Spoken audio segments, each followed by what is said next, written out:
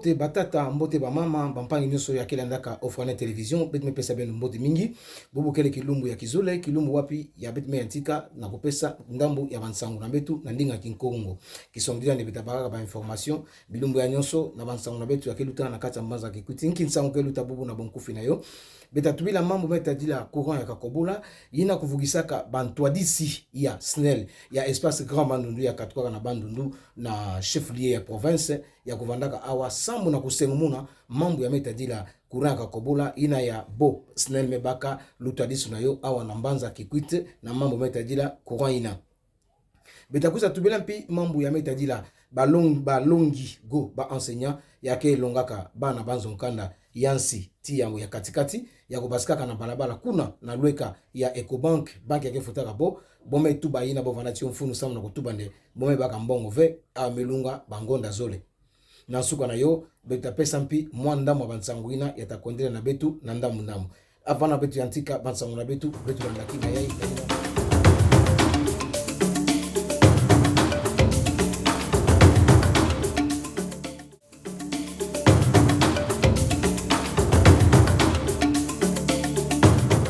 tuba na kata bonkufi ya bansangu na betu ben feti sabande tuka courant ya kakobola mekwisaka awa na mbaza kikwit vandaka mwa bankakalakani na kuzabande bananta na tisa bisaluina bananta baka ntwala bananta baka nima bananta baka katikati kasi ntwadisi to ministre ya titeli ya meta na mambo ya courant na bwana betu yani kusaba kalukanu nde kele SNEL mfe baka mambo meta dila transport na ba makamu mingi meta dila exploitation na kati ya mbanza kikwit mambo ina kusana nataka bonso mwa kuwaka na vanaka mbo TV ina beni waka ba député go ba ina betsolaka bangenzi na betu bonso nde mbutamuntu rombo fumani na mbutamuntu Symphorien Mungala kuvandaka awa na mbanza kikwiti samu na kupesa mpiko sengumuna makambo ina meta dila kaka mambo kakobola yo ina bantwadisi penza ya SNEL meka tuka kuvanda awa wapi bovugisaka ba ina betike binga ba leader d'opinion ba autorité politico ya bwana na betu MP ba ina ke na ba association mingi bantwadisi ina yaketa la mambo ya société civile betu landa yo na nima betu tavutuka na bilumbu meneluta na mambo metadila courant ya kakobola awa na mbanza ya kikwite bantwadisi ya SNEL ya espace grand bandundu kuvandaka na nzetelo awa na mbanza ya kikwite sambu na kusengumuna mpe kutendula mambo ya metadila gestion ya SNEL na mambo metadila courant ya kakobola awa na mbanza ya kikwite lukutakanu yai mesalama na hotel Marinel kuna wapi na lutwadisu ya ntwadisi na lutwadisu ya directeur régional ya SNEL grand bandundu ya vandaka na lutwadisu na yo na ntwala ya ba ntwadisi ya bisalu ya lita na ba notable bambaku to ya betike bingaka na ba leader d'opinion mpi na ntwadisi ya société civile ville de Kikwit Dr Aimé Vumuka kavunga mpata mpi kuvandaka popana kifulu mosi na bo masolo ya imevanda samu na kusengumuna mambo nyonso mpilo ke luta na mambo metadila lutwadisu ya SNEL na mambo ya metadila courant ya kakobola awa na mbanza kikwit mambo nyonso kulutaka na mbote kibeni mpina suka na yo na bambako na ntwadisi ya société civile kupesaka bandinga na bo na ntola ya kumanisa mambo yae. Comme annoncé lors de la réunion du comité de sécurité tenue à Kikwit le 23 avril, la rencontre entre la délégation de la Société nationale d'électricité SNEL SA et le représentant de la société civile locale a eu lieu ce vendredi 24 avril dans la salle de réunion de l'hôtel Marinel de Kikwit.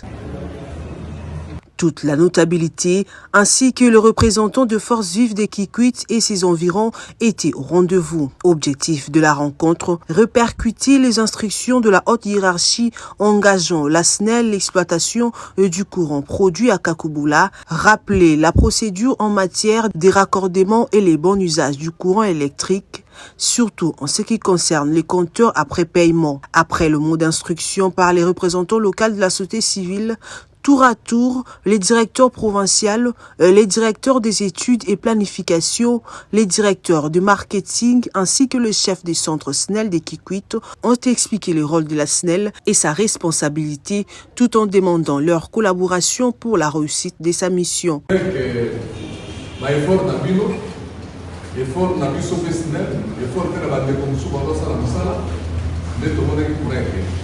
Il s'en est suivi un échange avec l'assistance et qui, à travers leurs questions, ont également exprimé leur attente, surtout leur ferme conviction de voir la SNEL gérer l'électricité à Kikwit. Na kumona nde chef de l'État me pesa betu kurawa na kati Kikwit ya betu me kinga ka bamvula na bamvula yoke salamave vraiment betu me pesa merci mingi na mfumu ya l'État ya me pesa betu courant e betu kenda kese diaka mingi na kumona nde oleke ba privé bokwisa kusala kisala kurawa na kati ya Kikwit bo me pesa société mère ya kele SNEL yo ina betke travailler na bo betke na kiese mingi parce que SNEL mpimpa ntango kana pane me salama SNEL ta salinki yanta bongisa yo me ba société na ka kana me fame baka di benga mbongo ya me kwenda beta mona bo diaka. Le coordonnateur de la société civile locale a quant à lui rappelé la volonté de la population locale de voir la SNEL gérer le réseau pour raison d'efficacité. La population tout entière est derrière la Société nationale d'électricité. Pourquoi? Puisque c'est dans le cadre des politiques publiques. Quand on remet la société entre les mains d'un privé, excusez-moi, le privé cherchera à maximiser les bénéfices au détriment de la population. Alors, la volonté de la population, la volonté exprimée au travers ces structures qui sont la société civile et la notabilité, est que la charge du courant de la ville de Kikwit revient à la SNEL. À la fin de cette réunion, le directeur provincial pour le Grand Bandundu résume l'activité. Donc, nous avions eu des échanges en rapport avec l'électricité venant de Kakobola. Nous avions eu leurs préoccupations et nous avions aussi parlé de la politique SNEL. Donc, tout s'est bien passé. Bon, la société civile était tellement contente d'apprendre que la SNEL prend les choses en main, puisque la SNEL a l'expertise. La SNEL, c'est une société nationale et cette notabilité était vraiment contente de voir que non, voilà, actuellement c'est la SNEL qui prend les choses en main. Nous avions reçu cette question-là de la part de la notabilité puisque la population se posait des questions. Puisque vous savez, ça fait quand même plusieurs années que cette population-là attendait l'effectivité de ce projet. Et au jour d'aujourd'hui, je vous confirme que c'est une électricité venant de la centrale de Kakobola. Benu fetu za bande mambo ya nyonso meluta na mbote mingi kuna na Hotel Marinel wapi batu nyonso kuvandaka vraiment kupesa matondo mingi na SNEL mpi kupesa bo mayele yankaka ya bolenda sala samune mambo ya kuvanda na nkakalakani na ntola na yove mebi kala kaka bantu nyonso takwenda kuna na mbuta muntu Faustin yina kele chef d'agence ya SNEL ya Mbaza Kikwit sambu na kuzaba inki bolenda sala sambu na kubaka lutiliki na banzo na bo awa na Mbanza Kikwit beto kaka pedina bemi katuka kulanda mosi na mosi banotable ya bwala na betu ya betike bingaka banotable oui betike bingaka de bambaku mosi me katuka ku sengumuna na kutuba mambu mpila yo vana kuna na kati ya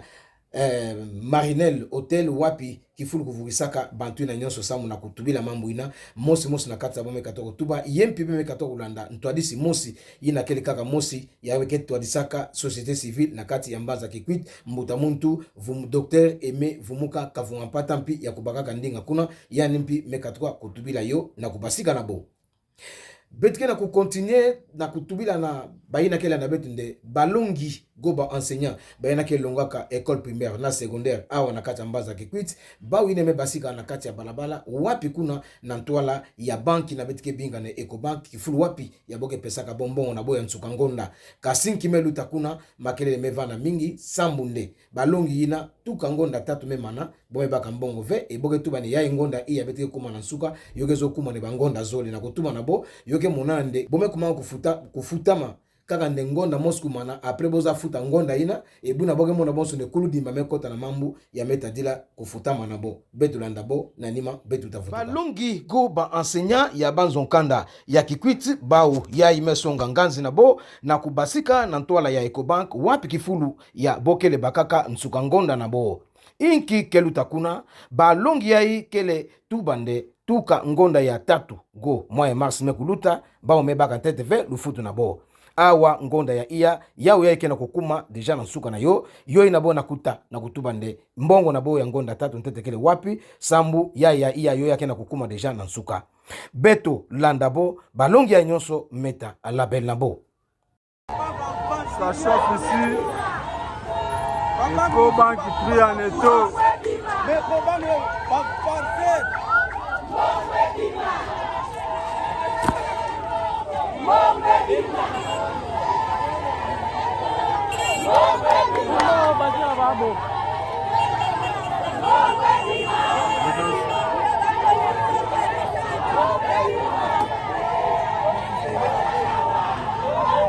kofuta biso te Ecobank azolinga kofuta biso te koye awa a proclamer biso ke lelo ba kofuta biso to kombe awa o ba créditer te siko po ba créditer ezoluka nini babanki mosusu bafuti mais biso bazolinga kofuta biso te yango toye ko réclamer ko to bafuta biso mbongo na biso tokeni siko tokozonga na bandako ndenge nini oui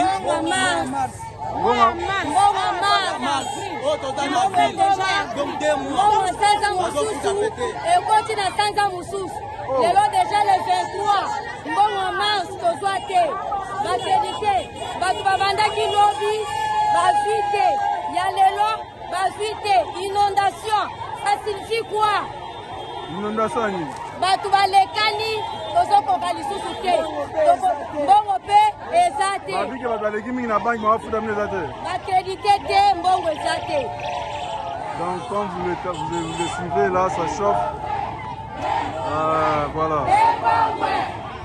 Merci beaucoup. Inki ya kubwa mbongo kele to yo kele ve mambo kele tambula mbote ve na lweka yai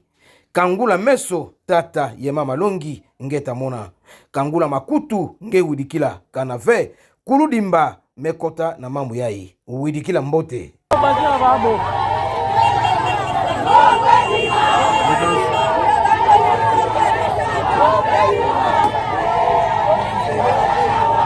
Comme vous le